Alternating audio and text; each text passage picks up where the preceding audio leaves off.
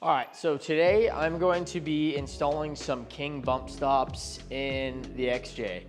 After you saw my last walk around video and we showed out on the Rubicon and whatnot, the only thing I noticed is one, it was shock tuning that I need to get done, and two, I need front bumps. It bottomed out quite a bit. Not as bad as it did before. I changed the spring rate in the front. I believe it was 125s over 200s up front, and now it's 150 over 200s. I might even bump that up and go 200 over 200. I do have a shock tuning session planned for about 2 weeks from now, but I figured that before I got my shocks tuned, I should probably throw in some bump stops. So I just picked up the new updated Kings. These are the KRS-BS 2020. They are a 2.0 by 2-inch stroke bump stop. We are going to try to package these up in here. This side is going to get a little tight, as you can see. It wouldn't be as, I wouldn't worry as much about it if I wasn't kind of worried with my swing of my axle, because this is still a 3-link setup. Make sure that didn't fall. So I don't have a lift in here, so what I'm gonna do is I'm gonna go grab our excavator, and I'm gonna pull the excavator in here, and I'm going to maybe cycle it back and forth and kind of try to see if the axle swinging back and forth will actually get close. It shouldn't, because in theory it swings back and forth while it's going up and down. I don't know. I'm just winging it. So we're gonna get started on that, and I'm gonna try to make some nice little sleek mounts for the side of the frame while I'm or out of box tubing to mount it up in there. But yeah, let's get started. Okay, I just used I could pull all of this apart. I really don't want to. I just kind of put everything back together. But I just threw a piece of tape on here. I used my laser, and I shot it off the tire. My tripod is just currently on my camera. But I kind of just shot center line of the axle just to get me close so that I could build my bump pads. You get the gist of it. I just knocked it out of place. But I used this on here, shot a straight line, and I put a piece of tape on there, and then I'm gonna throw the can in there and start laying out my my brackets on how I'm gonna do that. And then it's obviously gonna get really tight right here. I definitely have a lot more space on this side, but I'm gonna lay out that side because that side has to go where it has to go because of the track bar. So I'm gonna start off by laying out that side, and then I will, or this side, make all my bracketry and everything, and then I will mirror that on the other side because I know that I'll have the room on that side. I'm going to use my hole saw to cut out a piece of this, and I'm going to then 45 it on the other side and use this face, and then that kind of, you know, just the thing. Look, it'll look good.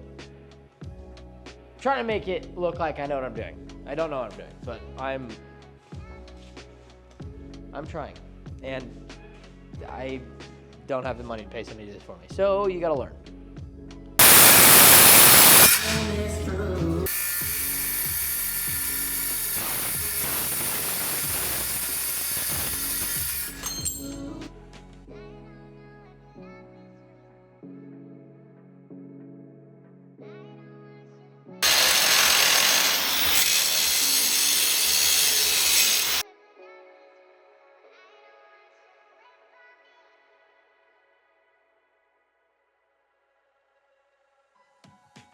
Okay, so basically what I'm doing is I was gonna cut this out of box tubing. I was gonna try to cut this out of this, but I have this is a piece of my frame rail that I actually just had left over. So I kind of just spaced it off of this, and I like this a lot better just because it's gonna actually like bite on more of the actual tube itself, the mount. So I'm doing it that wide. It was 3 inches, 3-inch piece, and then I welded that on the side. I'm gonna end up blending these, but I'm having to cut each piece by hand. Maybe one day we'll have a plasma table, but we don't right now. So I'm gonna keep going to these. I'm making the bigger sides now, and then I will figure out my design for the small sides. Okay, this is before. Obviously I hit it with a grinder, just a floppy disk. And this is after with the DA.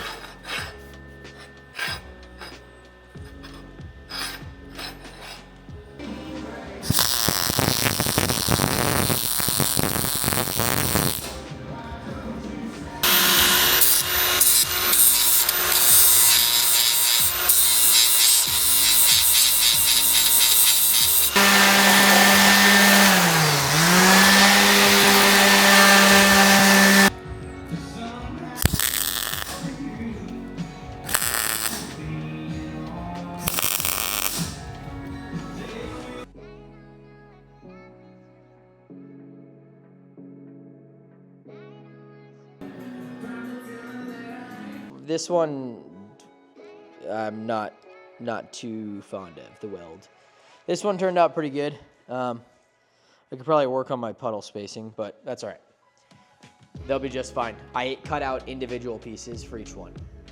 This would have been so much easier if I was smarter and could have done this on a piece of flat stock, and then bent it each side and then and then did it on a flat piece, cut my tubes out, or cut my notches out, and then bent it. But one, I'm not smart enough to do it with what I have. I feel like I could have figured it out, but anyways.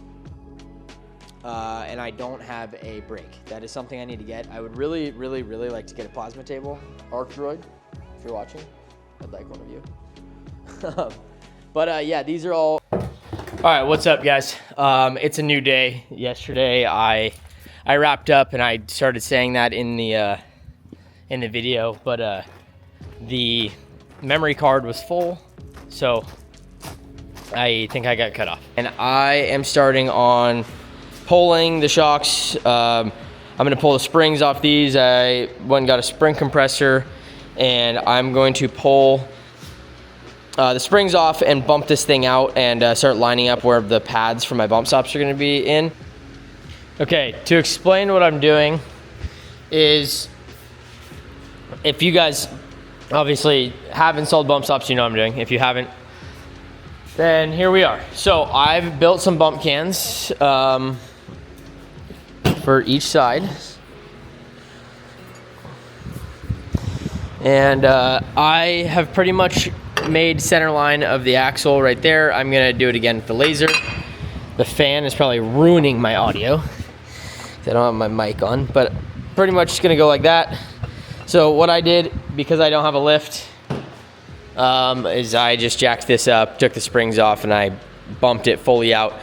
I will be losing these little black spacers in here, or the little bump stops, if you will, on the shock. So I'm actually just gonna go to full bump on that, because I could get rid of those.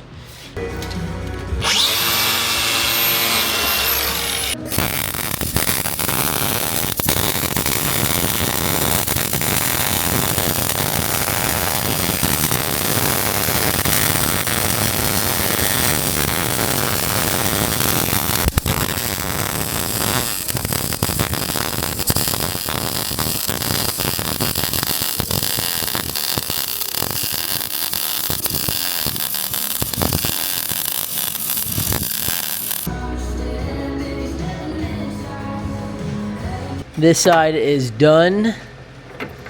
It's welded, top, both sides, the bottom, and if you slide this out, just perfect on where it was missing that. I'm gonna have to move this brake line, and obviously I'm building a pad, but I'm gonna move this brake line back a little bit here. But that works out good. This is a very tight packaging, and I knew it would be. And it looks like it's gonna be really close. Sorry, couldn't see. It looks like it's gonna be really close, which it is. But I cycled the suspension and everything with these in place already, out of the Jeep, or like when they were just like, I could just mock them up in my hand. And I had plenty of room once this thing swings and does what it needs to do. So we're in good shape. So I'm gonna get started on that other side, and then we're gonna get onto bump pads.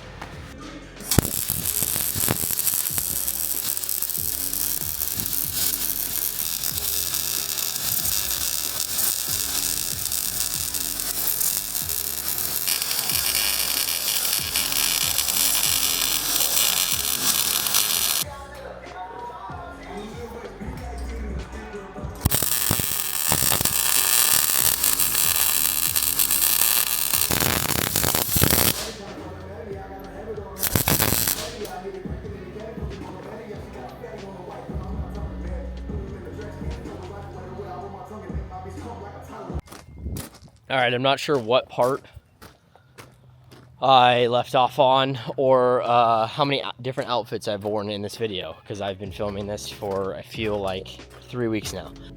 I know I did film some of the welding on the Jeep for my bump stop pads, and yeah, I think that was the last thing I filmed, and we were kind of in a crunch. I've got a shock tuning session in a week from now, and I'm gone all week. I'm working down south, so I needed to push to get this done. So my apologies if I've been kind of bad at filming, but here is the finished product.